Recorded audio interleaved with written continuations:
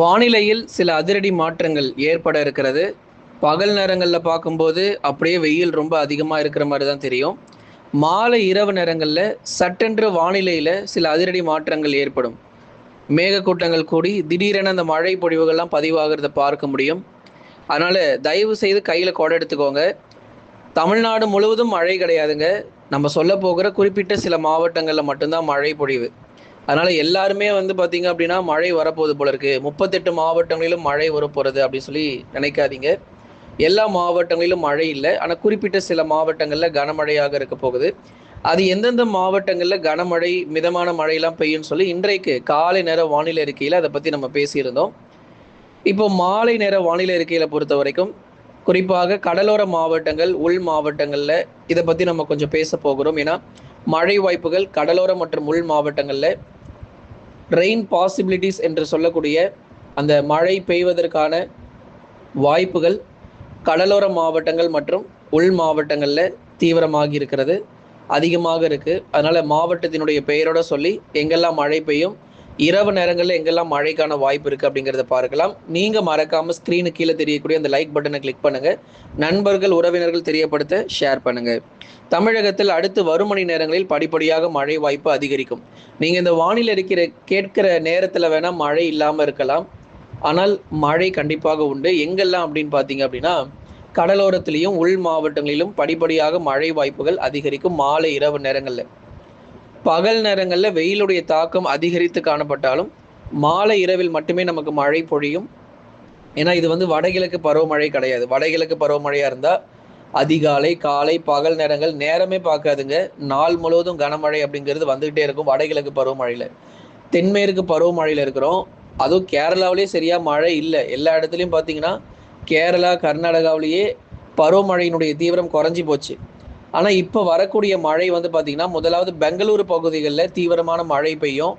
அதுக்கப்புறம் கிருஷ்ணகிரி, திருப்பத்தூர், ராணிப்பேட்டையில் மழை தொடங்கும். அப்புறம் வேலூர் மாவட்டங்களில் வலுவான கனமழை கிடைக்கும். கடைசியாக சென்னை, திருவள்ளூர், காஞ்சிபுரம், செங்கல்பட்டில் தீவிர மழை பொழிவாக பதிவாகும். இப்படி தான் அந்த மேகக்கூட்டங்களுடைய நகர்வுகள் பொறுத்த வரைக்கும் இப்போ வரைக்கும் வந்து கொண்டு இருக்கு. அதே மாதிரி திருவண்ணாமலை போன்ற மாவட்டத்தினுடைய வடக்கு பகுதி, போலூர், வந்தவாசி, சேத்பட்டு போன்ற இடங்களிலும் கணிசமான மழை பொழிவுகள் எதிர்பார்க்கலாம். டெல்டா உள் மாவட்டங்களில் பகுதியான ஒரு மழை பொழிவாக இருக்கும். அதனால மேகக்கூட்டத்தினுடைய நகர்வுகள் எப்படி இருக்கு அப்படிங்கிறத நம்ம சொல்லியிருந்தோம். முதலாவது பெங்களூர் பட்டணங்களில் மழை பொழிவு, அந்த மேகக்கூட்டங்கள் தொடர்ந்து வட தமிழக உள் மாவட்டங்கள் வழியாக வந்து பிறகு கடைசியாக சென்னை, திருவள்ளூர், காஞ்சிபுரம், செங்கல்பட்டில் ஒரு நல்ல ஒரு மழை பொழிவை கொடுப்பதற்கான ஒரு சாதகமான ஒரு சூழ்நிலைகள் ஏற்பட்டிருக்கு. இதில் சென்னை, செங்கல்பட்டு வந்து ஒரு மிதமான மழை கிடைக்கும். அதே மாதிரி பார்த்தீங்கன்னா இந்த வேலூர், ராணிப்பேட்டை, திருவள்ளூர் மாவட்டத்தில் ஓரளவு கனமழையானது எதிர்பார்க்கலாம். அப்போ வட தமிழக உள் மற்றும் கடலோர மாவட்டங்களில் பெரும்பாலும் மிதமான மழையும் ஒரு சில இடங்களில் கனமழைக்கான வாய்ப்புகள் எதிர்பார்க்கப்படுது. வட தமிழக உள் மாவட்டங்களான அதுதான் நம்ம சொன்னோம் இல்லையா, வேலூர் மாவட்டம், காட்பாடி, குடியாத்தத்தில் கனமழை எதிர்பார்க்கலாம். இப்போதான் நம்ம சொல்லிட்டு இருக்கோம் எங்கெல்லாம் நமக்கு மழை வர வாய்ப்பு இருக்குன்னு சொல்லி கவனமாக கேட்டுக்கோங்க.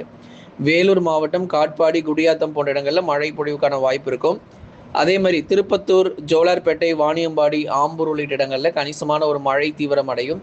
ராணிப்பேட்டை, சோளிங்கர் மற்றும் அதன் சுற்றுவட்டார பகுதியில், களவாய், செம்மேடு பல இடங்களில், ராணிப்பேட்டை பகுதிகளில் பல்வேறு பகுதிகளிலும் விட்டு விட்டு ஒரு சீரான அளவில் மழை பொழிவுகள் பதிவாக வாய்ப்பு.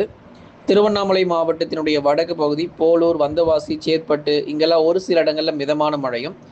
திருவள்ளூர் மாவட்டத்தில் கனமழைக்கான வாய்ப்பு இருக்குது. பள்ளிப்பட்டு, கும்மிடிப்பூண்டி, பொன்னேரி, பழவேற்காடு, திருவள்ளூர் மாவட்டத்தில் ஒரு சில இடங்களில் கனமழைக்கான வாய்ப்பு அதிகரிக்கக்கூடும். ஒன்று மாலை நேரங்களில் மழை தொடங்கணும், அப்படி இல்லைன்னா இரவு நேர மழை வாய்ப்பாக எதிர்பாருங்க. சென்னை, வட சென்னை மற்றும் தென் சென்னை பகுதிகள், அம்பத்தூர், ஆவடி, நுங்கம்பாக்கம், சேத்பட்டு, அதைத் தொடர்ந்து எக்மோர் பகுதிகள், மீனம்பாக்கம் மற்றும் அதன் சுற்றுவட்டார பகுதிகள், துரைப்பாக்கம், அதைத் தொடர்ந்து வட சென்னையில் இருக்கக்கூடிய திருவான்மியூர் மற்றும் அதன் சுற்றுவட்டார பகுதிகள், மயிலாப்பூர், இது போன்ற பல்வேறு பகுதிகள், இந்த மெரினா கடற்கரை போன்ற இடங்களில் மிதமான மழைக்கான வாய்ப்புகள் எதிர்பார்க்கலாம். இரவு நேரங்கள் கூட நமக்கு மழை தொடங்கும்.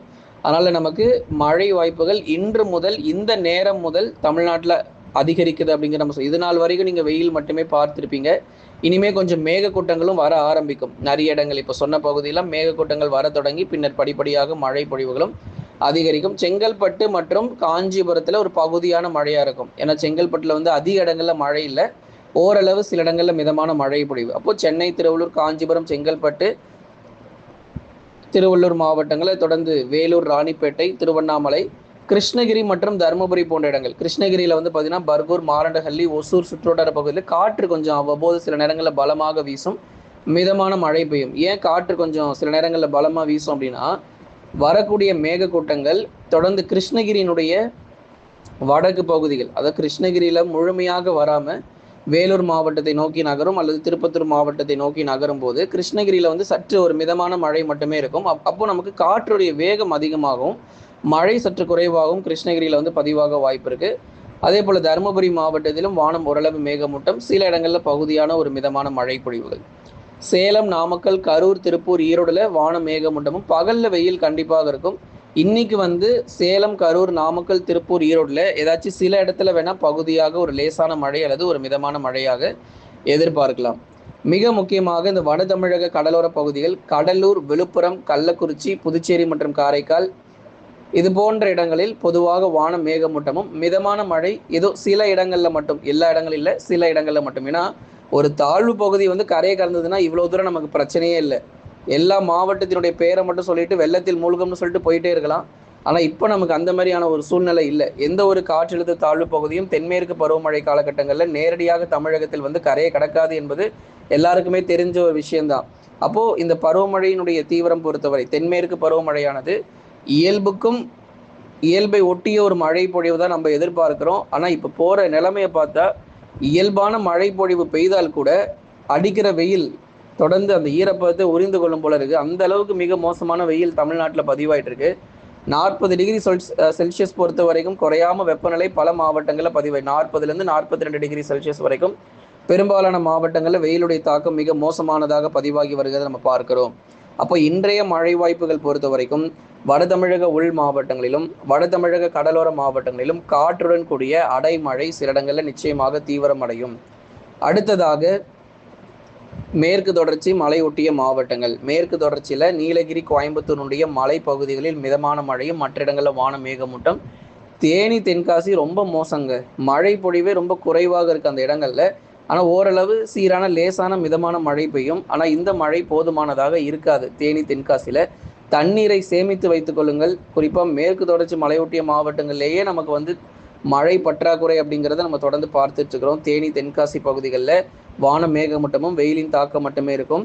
கன்னியாகுமரி மாவட்டத்தினுடைய மேற்கு பகுதிகளில் சில இடங்களில் லேசான மற்றும் மிதமான மழையாக எதிர்பார்க்கலாம். இந்நேரம் நம்ம வந்து ரெட் அலர்ட் கொடுத்துருக்கணும். நீலகிரி மாவட்டங்கள், கோயம்புத்தூர் மாவட்டம், தேனி, தென்காசியில் ரெட் அலர்ட் எச்சரிக்கை அந்த மாதிரிலாம் நம்ம வந்து கொடுத்திருக்க வேண்டிய ஒரு சூழ்நிலை அந்த காலகட்டத்துக்குள்ளே வந்திருக்கிறோம். ஆனால் இந்த எல்னினோவினுடைய தாக்கத்தின் காரணமாக அப்படியே மாறி போயிருக்கு பாருங்க. ரெட் அலர்ட் கொடுக்க வேண்டிய இடத்துல கடுமையான வறட்சின்னு சொல்ல வேண்டிய ஒரு சூழ்நிலையாக மாறி இருக்கிறது. அதனால இனி வரும் நாட்கள் நமக்கு வடகிழக்கு பருவமழை தான் நமக்கு வந்து அதிக மழை பொழிவை கொடுக்க போகிறதே தவிர இந்த தென்மேற்கு பருவமழையினால மிக குறைவான மழை வாய்ப்பே கிடைக்கும்.